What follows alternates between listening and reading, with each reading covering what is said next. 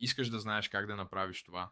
Остани до края, за да разбереш. Първо копираме видеото и му премахваме фона.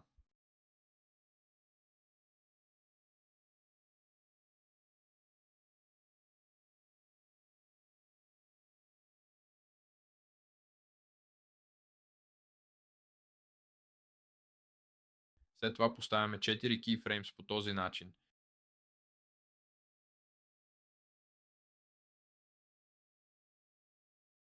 и копираме видеото няколко пъти.